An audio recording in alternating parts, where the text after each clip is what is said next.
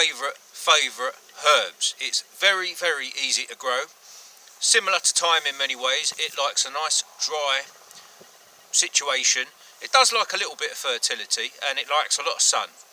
Now, funnily enough, I thought the top end part of my plot would be perfect for rosemary, due to the fact that it is quite dry and stony here, but actually that didn't actually materialise. The best rosemary I've grown is in pots of compost.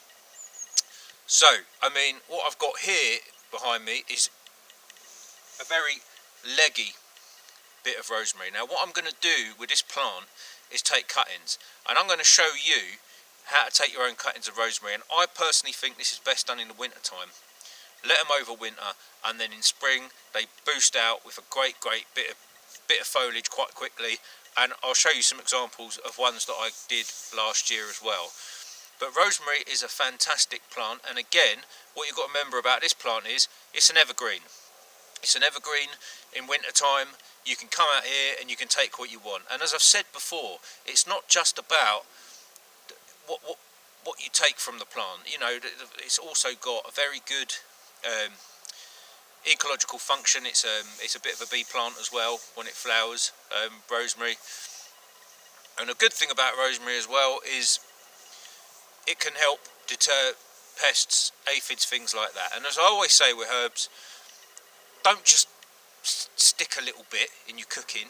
Go mad with it. You know, if you want to infuse things and do pickles, put a nice wedge of the stuff in there. You know, in Mediterranean cooking, they make sure they got as much of this stuff around the place as they possibly can.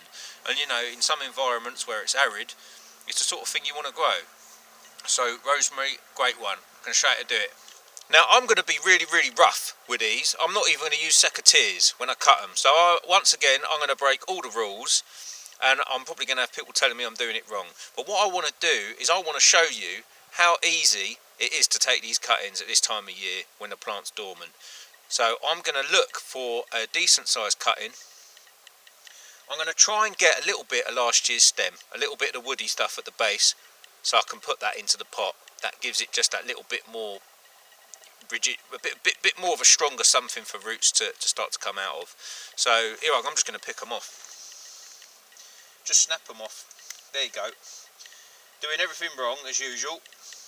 And as I say, this plant isn't growing very well. You know, it's not done very well at all. I keep taking stuff from the top of it. It doesn't really seem to grow that well. So I'm just going to go for this. Snap it off. Snap, snap, snap. Snappy happy. Right.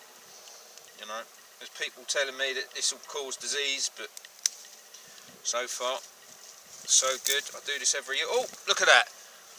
I just broke off the whole bloody thing. I tell you, that's a good one, isn't it? I'll stick the whole thing in the soil as well. That'll be a good experiment, but not before I take these top bits off. Right, we've got a lot going on here. Isn't that the most roughest system of taking cuttings you've ever seen? Let's see how they get on. Right, so you've got your cuttings. You're best removing a little few of the leaves from around the edge. Some of these are a bit more woodier than others. I'm just sticking them in around the edge. Smells good, this stuff, I tell you. Really smells good.